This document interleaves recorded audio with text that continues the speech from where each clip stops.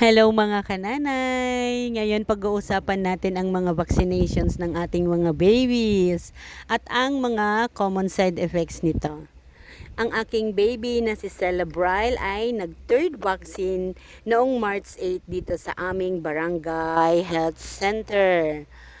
Ay nako, ang hirap, parang ayaw ko na siyang pa-injectionan kasi naririnig ko yung mga iyak ng mga ibang bata. To the max talaga. Pero inisip ko naman na responsibilidad natin bilang isang magulang na pa-injectionan o pa-vaksina ng ating mga baby habang sila'y maliit pa para may protection sila habang lumalaki sila. Ngayon, after vaccine ni Baby Cella ay napansin ko ang kanyang lagnat ay umabot ng 2 days.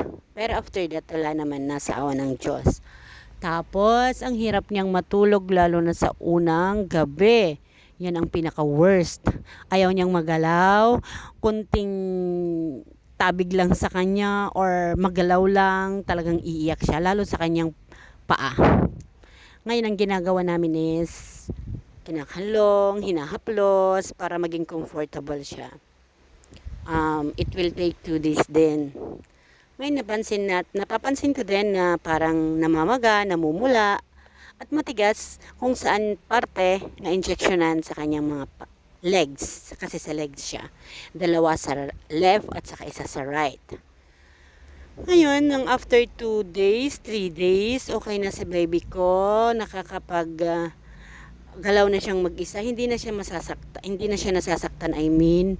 May napansin lang ako sa right side kung saan isang injection lang.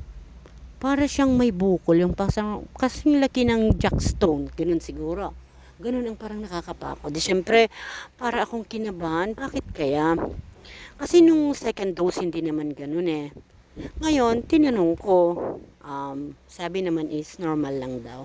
Kaya ang ginawa ko is hot compress na lang siya every morning and every night. Sa awa ng Diyos, after a month, medyo mahigit isang buwan nawala na siya. Unti-unti siyang